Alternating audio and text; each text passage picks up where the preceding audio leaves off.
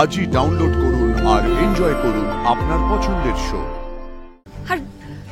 আর এইবার তো খুন করার অভিযোগ। আমি শুনেছি অনেক দিনের সাজা হয়, অনেক দিনের। হ্যাঁ হয় বুঝি।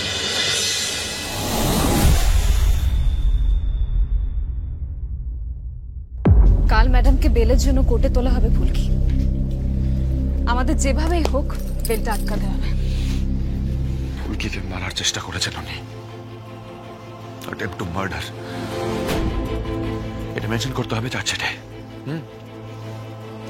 এছাড়াও অংশুদা বলেছে ছোট রানীমা যত সব ইলিগাল ট্রেডস আছে সেগুলো মেনশন করার চেষ্টা করবে চার্জশিটে।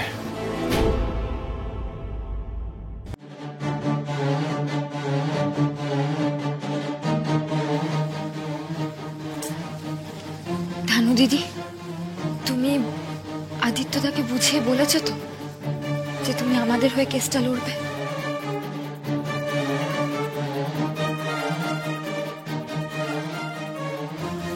ও ধানু দিদি, তুমি তুমি কিছু বলছো না কেন? বলো না। বলেছো তো তুমি? না বলিনি ফুলকি, বলিনি। আরে তুই বলার মতো কি আছে বলো তো? এটা তো জানা কথা। এতদিন ধরে এত বড় একটা অন্যায় হয়েছে তোমার সাথে, জ্যাঠামশাইয়ের সাথে, বড় মার সাথে, সেখানে তো অবশ্যই আমি তোমার হয়ে কোর্টে দাঁড়াবো ফুলকি। দেখো, তুমি তুমি একটু বোঝার চেষ্টা করো। যাই হয়ে যাক, ম্যাডাম তো আদিত্যদার মা। আর এইবার তো খুন করার অভিযোগ। আমি শুনেছি অনেক দিনের সাজা হয়, অনেক দিনের। হ্যাঁ হয় ফুলকি, অনেক দিনের সাজা হয়। আমি অ্যাপিল করব 14 বছরের জন্য। আর আদিত্যদা এটা মেনে নিতে পারবে তো?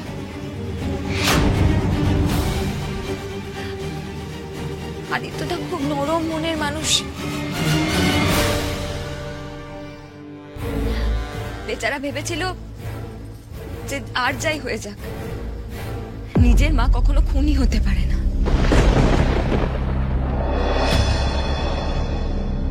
দেখো ফুলকি, এখন এসব নিয়ে আলোচনা করার না কোনো মানেই হয় না। আমি তোমাকে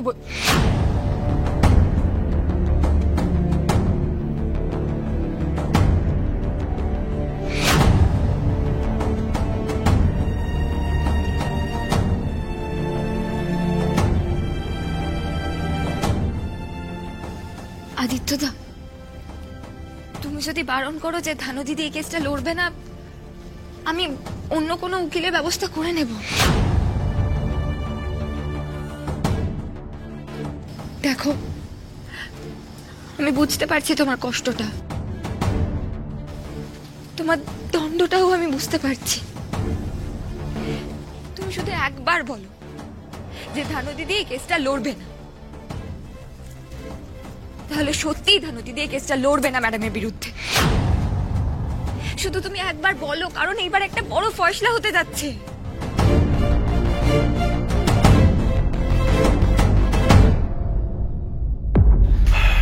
শোনো আদিত্য, প্লিজ তুমি বলো তুমি কি চাও। এখন এসব প্রশ্ন কেন উঠছে বলতো দাদা? আমি তো প্রথম থেকেই জ্যাঠামশাইয়ের অধিকার পাওয়ানো, ওনার পরিচয় বের করা, এই সব কটা ট্রায়াল করেছি। তাহলে এখন যখন কেসটা লাস্ট ল্যাপে এসে পৌঁছেছে, তখন আমি কেন ছেড়ে আসতে যাবো দাভাই? তানু প্লিজ কথা বলিস না, চুপ করে থাক না খানিকক্ষণ।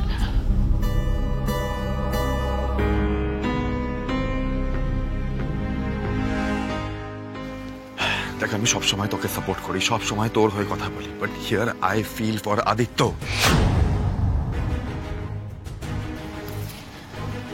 You all have to feel for him.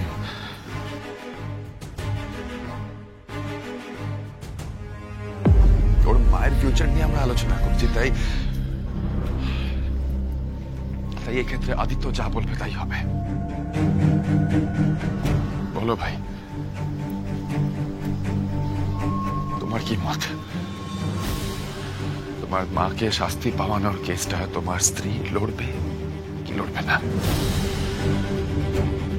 কি চাও তুমি? না রোহিত,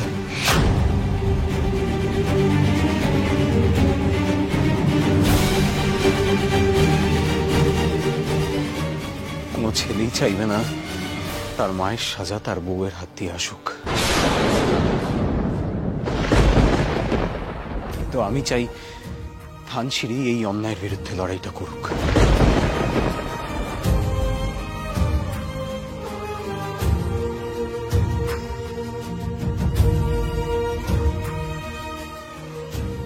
যে মানুষটা খুনের ষড়যন্ত্র করেছে, একটা নয় দুটো প্রাণীর, সে আর যাই হয়ে যাক না কেন, সে আমার মা হতে পারে না।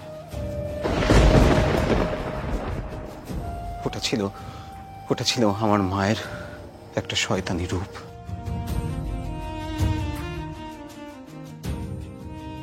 যে রূপটা না আমি আগে কোনোদিন দেখেছি, আর না ভবিষ্যতেও আমি কোনোদিন দেখতে চাইব। আর ধানসিঁড়ি সেই শয়তানের বিরুদ্ধে লড়াইটা করতে চাইছে। ফুলকি, আমি এবারে আর ধানসিঁড়িকে আটকাবো না। আগে যখন ধানসিঁড়িকে আটকাতাম তখন শুধু আমি আমার মাকেই চিনতাম, কিন্তু আমার মায়ের চেয়ে আরো একটা রূপ আছে সেটা আমি জানতাম না। আমার খুব কষ্ট হচ্ছে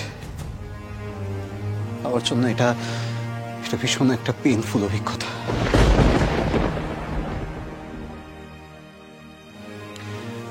আমি চাই এই অন্যায়ের প্রতিকার হোক। তো তুমি যা বলছো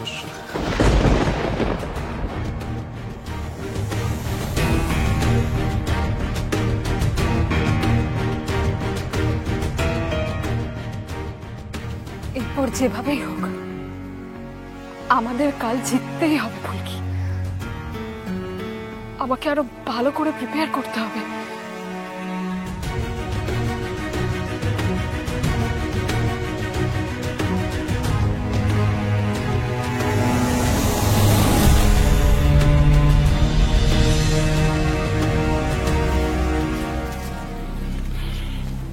কিরে ধানু, সব রেডি তো? আজকে কিন্তু তোকে ফাটিয়ে লড়তে হবে। ও অংশুদার সাথে কথা হয়েছে আমার। আজকে সকালে বোধহয় অংশুদারা ইন্দ্রকে ছেড়ে দিয়েছে। ইন্দ্রর এগেনস্টে কোনো কেস রেজিস্টার্ড হয়নি। ভালোই হয়েছে, এবার তো মায়ের ডান হাত। এনিওয়ে ধানু, তোর এগেনস্টে কে দাঁড়াচ্ছে? মানে ছোট রানিমার পক্ষে লয়ার কে, জানিস কিছু? হ্যাঁ তাই তো, আমি তো ভেবেছিলাম রাজবাড়ির নিজস্ব উকিল এই লড়াইটা লড়বে। না ফুলকি, অ্যাডভোকেট চ্যাটার্জি এই কেসটা লড়ছেন না।